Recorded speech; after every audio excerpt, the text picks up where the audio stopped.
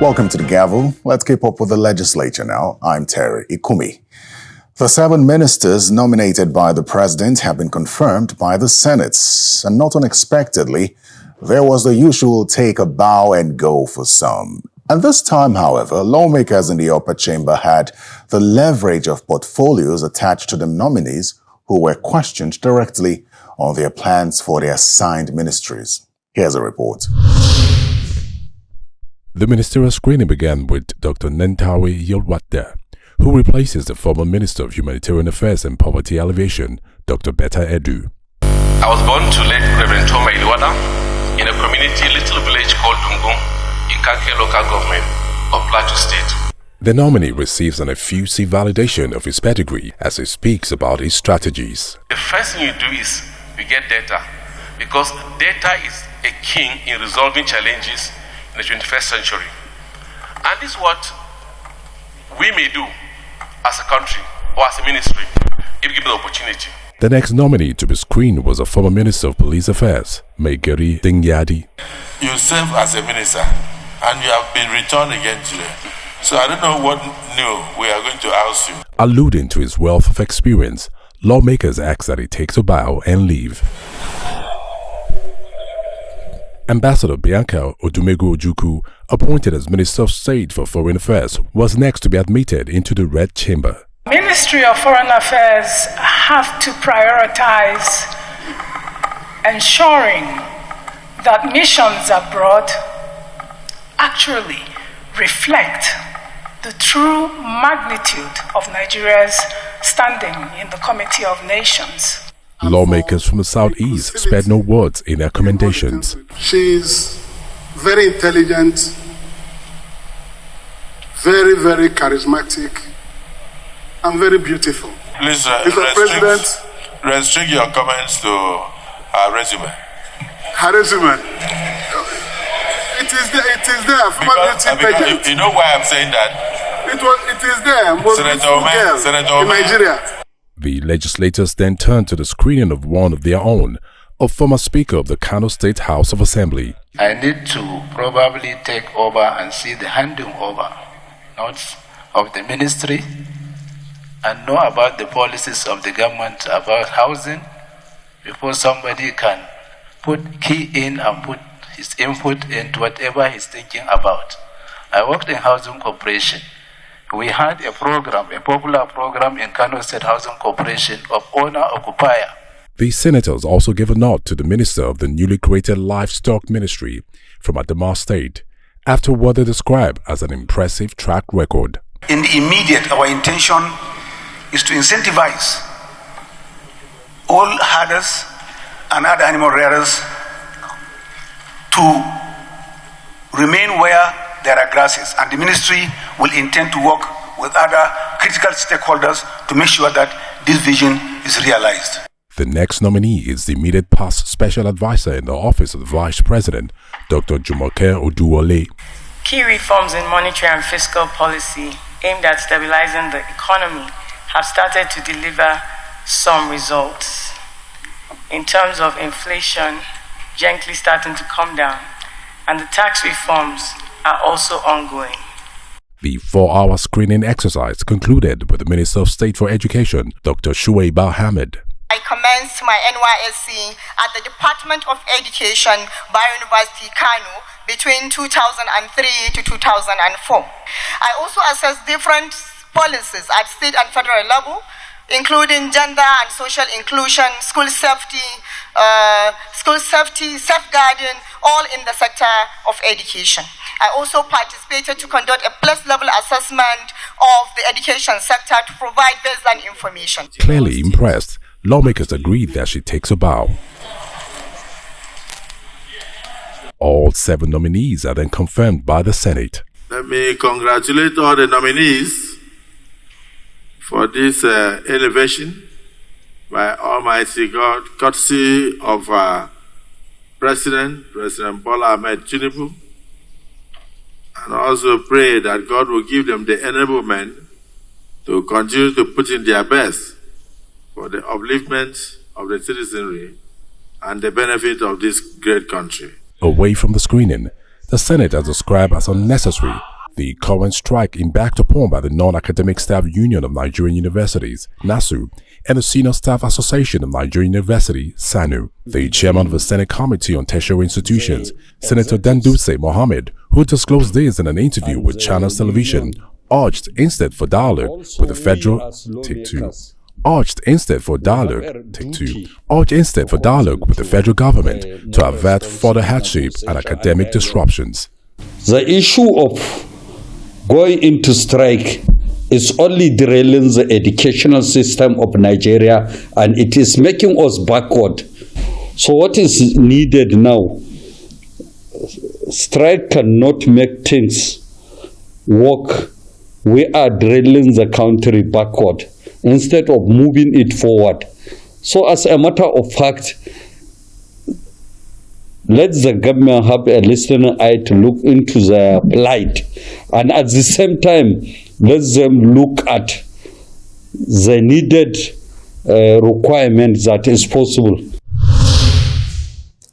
In a related development to the ministerial screening, taking a cue perhaps from the attachment of portfolios to ministerial nominees, a constitution amendment bill to make it mandatory not only for the president, but governors as well, has scaled second reading in the Green Chamber. If this passes eventually, let's see if the president will sign. Also, there's the question of whether the state assemblies will sign off on it as well. So let's take a look at this and more from the House of Representatives. The House of Representatives on Tuesday referred Honorable Alex Igweche to its Ethics and Privileges Committee for further legislative action.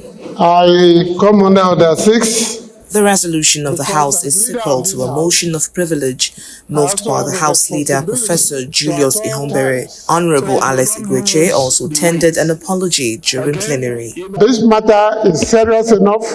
It impinges on our collective integrity. It attacks the conscience of the average Nigerian. It derogates on the image and expectations of the public of what we stand for as a house. We are pained, we are offended, we are not happy about it.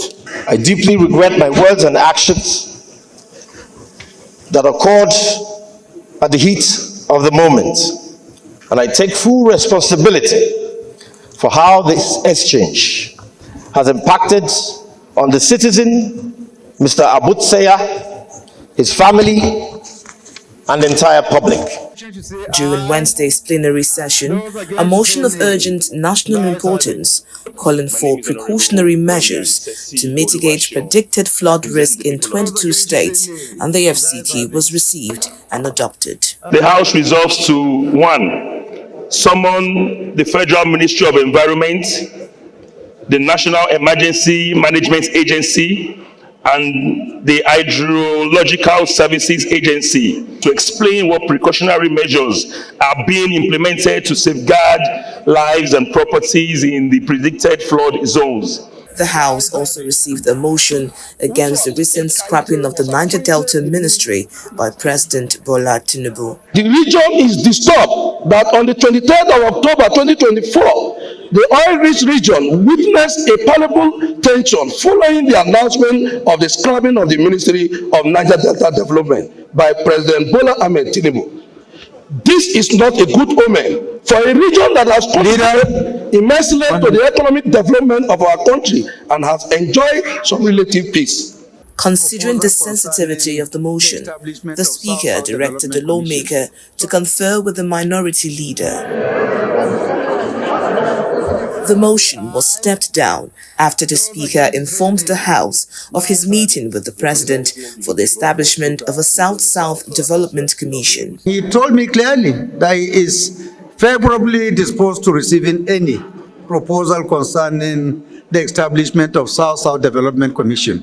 So I think in light of this explanation, I would want to call on the sponsor of this motion to please allow us to step down this motion. In the meantime, a constitution amendment bill for the creation of a new federal constituency in Nasarawa State scaled second reading. A bill for an act to alter the provisions of the Constitution of the Federal Republic of Nigeria 1999 to carve out Nasarawa Egon Federal Constituency from Akwanga Nasarawa Egon Wamba Federal Constituency and other related matters be read for the second time. A bill for an act to prevent, prohibit, and redress sexual harassment of students in tertiary educational institutions has been passed by the House. The bill proposes a 14-year jail term for offenders. Amen. The Deputy Speaker presided over the final plenary session of the House of Representatives. My dear Speaker, the House moved to address concerns around the non-inclusion of portfolios in the nomination of ministers through a constitution amendment bill. The desire for robust review of the nominations has raised the conversation for the inclusion of the portfolios proposed for each nominee. This, several commentators have argued, would help to scrutinize each nominee, examine the preparedness of such nominee for the national task. A bill to increase retirement age of health workers has scaled second reading. This bill, Mr. Speaker, sir, and my colleagues, seeks to give health workers the opportunity to stay longer in service and retain experienced professionals in service to train people who are coming in as other people are going out. Meanwhile, after recommitting a bill from the previous assembly which seeks to address public concerns around the high cost of cable television subscription and market monopoly, the House passed the NBC Act Amendment Bill. Honorable Idem further clarified the importance of the amendment of the National Broadcasting Commission Act. The significance of this bill is to give power to NBC, and then the NBC in turn can now determine the tariff in which broadcasting industry will charge all the service providers. In the meantime, following the Federal High Court judgment withholding allocation of local government in Rivers State, a member of the House of Representatives is warning against painting the judiciary in a bad light. When we paint our judiciary as being terribly corrupt, then we are telling foreign investors who wants to do business with us that they can't do business with us because if there is a dispute, there is no judiciary to cry to. Welcome back to the Gavel. At the beginning of the week, the Policy and Legal Advocacy Center PLAC held a public event on women inclusion in politics and constitution amendment. So here's Mr. Clement Wankwo, the Executive Director of PLAC, on the outcome and significance of that event.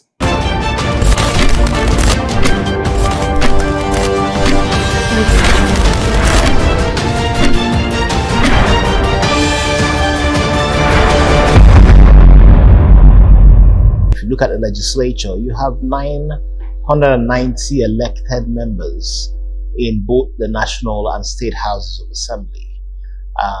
Out of that number, 990, only 55 are women. When you look at the population 50-50 and see that only 55, which is really just about 3 to 4% of the one gender is represented, you get worried for the country. So we have looked at all of the issues on how you can get the women to get represented. The political parties are not giving women the opportunity to be on the ballot. Citizens, because of practices, whether it is cultural or even social, and then other factors like the economics. And the National Assembly has proposed a bill that will create special seats for women. Those special seats means that for the National Assembly, you would have one woman from a state and one woman from the same state, two different women, one for House, one for Senate. So you'd and then at the FCT, and so you then have a situation where you have 37 plus 37, 74 seats of women who will be introduced as elected members of the National Assembly. They would be voted for in the states. They would contest elections with other women specifically. They would still be able to contest in the existing constitutionally set up seats right now. The whole idea is to encourage more women to be in the policy arena. They would legislate. They would be regarded as equals to those that have contested elections. This would be done over a 4-cycle period, 4 years or 4 election cycle period, 16 years. And once this goes through for 16 years, we'll see whether that has encouraged more women to contest elections, to be elected, and to confidently challenge for regular seats as as the Constitution intends. So we're bringing people together. For us was to get this conversation to happen. The National Assembly made this convening, and the House of Representatives specifically, the bill is being sponsored in the House of Representatives right now. And the hope we have is that bringing women from across the world, particularly the African continent, and we had the Speaker of the Tanzanian Parliament speak to the forum. We had legislator from South Africa, and we had other resources coming from across the continent of women who have also gone through similar experiences and want to share their experience with Nigeria. And that's why we call it the International Legislative Dialogue on Women Representation in Parliament. I think that when you look at the way that Nigeria presents itself to the world, there are rankings on different aspects of life. When the world ranks Nigeria on human rights, ranks Nigeria on democracy, ranks Nigeria on several other indices, there are benefits to being ranked high. And when you are ranked very low on women representation, it has its consequences. The world punishes countries or penalizes countries that don't live up to certain standards and values. And because we have incredible number of women in this country who are very educated, who are very accomplished, it's a shock to the rest of the world to see Nigeria not allowing or not creating the environment conducive for women to emerge in the policy arena, in the National Assembly or in the State House of Assembly. So I think the damage is incredibly high. I have seen people, I've had people argue about cost of governance on this issue. I think people don't understand the costs that Nigeria pays for not allowing or not providing a conducive environment for women to be involved in politics and in policy-making organs. But more importantly is also the social cost. You have women who are very educated, women bring in a certain perspective, women bring in balance.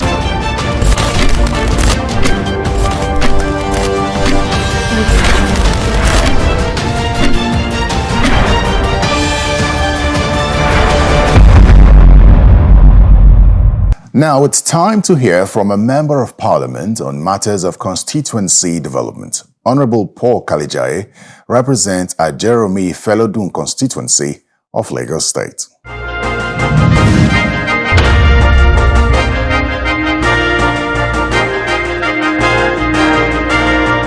What I first did in December last year was to appreciate God, because I always believe that victory is of God. So I established a program I called the Merciful God Concert. In the Merciful God Concert, we bring in Christians and Muslims for an annual worship, which we conducted on the 24th of December last year. We empowered, in terms of palliative, for 7,000 members of my constituents, where they were provided with, grains, and then everybody came and they were happy, that we did that. And after that, we, quickly moved down to work. And what was the next step that we did? We're concerned about those who have disasters in our community. Unfortunately, the Ladipo market got burnt by fire overnight, and they lost a lot of goods, a lot of their structure. So what we did was to invite National Emergency Agency, who came and rendered support for them in terms of helping them to rebuild their stores, in terms of providing roofing sheets and some other ions and everything. So the people were happy that we were able to do that. I'm doing light-up programs in the entire federal constituency as I speak with you. I have done light-up in 8 streets, and I'm going to 16 streets. What is the light-up for? It's for majorly security. We come to understand that when there is power, there is light everywhere. It reduces issues of insecurity. People cannot just filter. And apart from that, it encourages nightlife. We're bringing back nightlife in the entire federal constituency. People can trade and go about their activities. We're going to empower our constituents, particularly the hairdressers. We're going to touch the tailors. We're going to touch other artisans, those who are into, trading. We're going to empower people in terms of soap making. We're going to give out close to almost about 200 grinding machines, inclusive of, hairdressing equipment, inclusive of course, we're also going to give out some tricycles, tow people to empower them to carry out, transport activities. Beyond the tricycles, we're going to do machines in terms of tricycle also. So these are projects that are unslated for the end of the year. But beyond that, the art of lawmaking is about legislation. What have I done in terms of legislation? I have been able to move a lot of motions bordering on the development of my community. Particularly the first motion which I moved was about the rehabilitation of the Kirikiri, federal government road, which has been dilapidated. They have completed the other phase of the rehabilitation. Of course, due to paucity of funds, we are moving into the main Kirikiri road that leads to Ajegunle in the coming budget to ensure that we can rehabilitate the entire road. And beyond that, we have also moved a motion concerning the need for the federal government to release the federal government press for us, which is either could be converted into skill acquisition, where we can have our constituents trained in skill acquisition.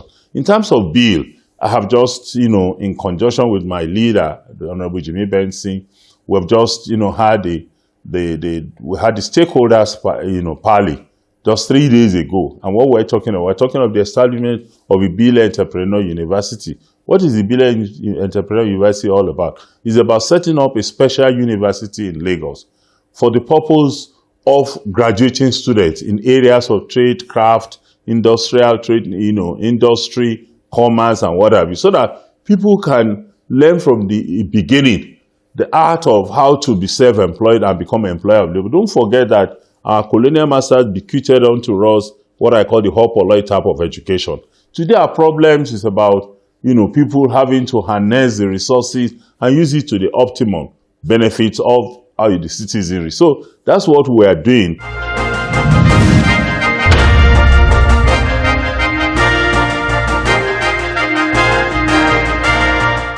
Well, that's all the time we have on The Gavel this week. Thanks for your time. Send feedback to thegavel@channelstv.com. I'm Terry Ikumi. Goodbye.